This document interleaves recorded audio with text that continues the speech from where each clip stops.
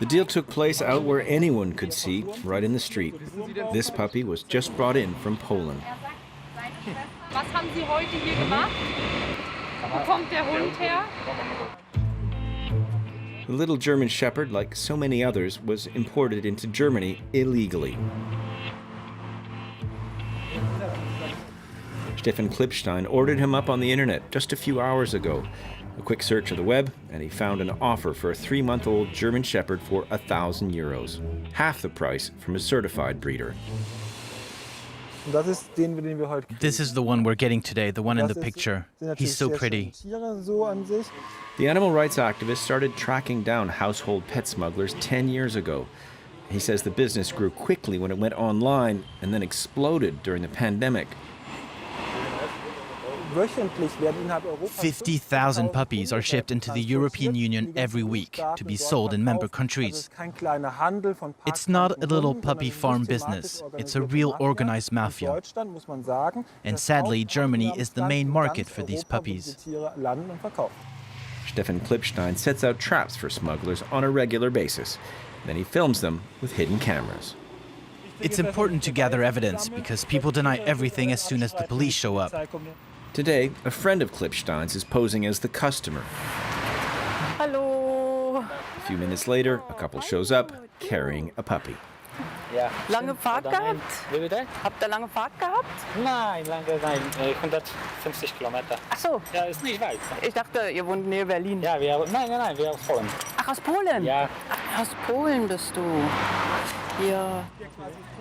Meanwhile, Stefan Klipstein has called the police.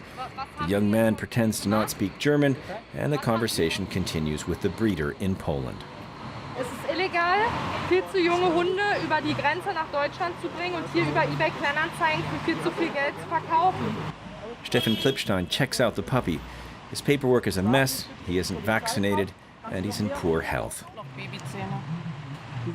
Look at his teeth. This puppy can't be older than 6 weeks, but he was sold as a 12-week-old puppy.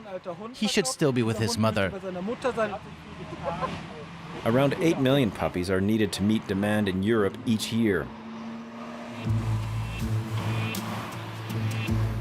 And a big proportion of that comes from Eastern European countries, such as Poland. Since there's no border control anymore, they sell quickly online in the countries where demand is the highest. These dogs were rescued from a so-called kennel near the town of Kielce. Grzegorz Bialowski takes in the puppies saved from the illegal commerce at his shelter in Kuflev. But he says he's fighting a business worth more than €1 billion each year.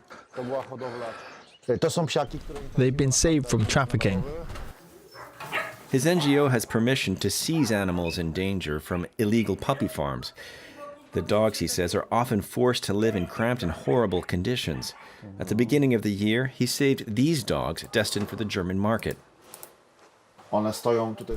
They've been outside without shelter at minus 15 degrees Celsius, day and night, all year round. Since 2012, it's been legal in Poland to raise and sell domestic animals, pets. All you need to do is to create an association, and the door is open to a murky business that generates both profits and animal suffering.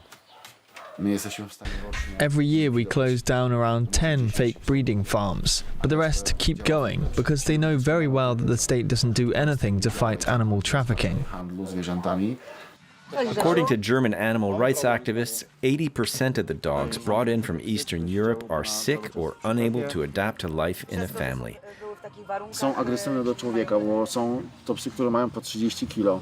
This specialist in animal psychology says it's really buyer beware. They have physical injuries, such as wounds or stomach problems due to bad food. And the costs for the medical treatments for such animals are very high. We were in one raid where there were a lot of dogs that were inbreeding. You can only imagine what kind of diseases result from that.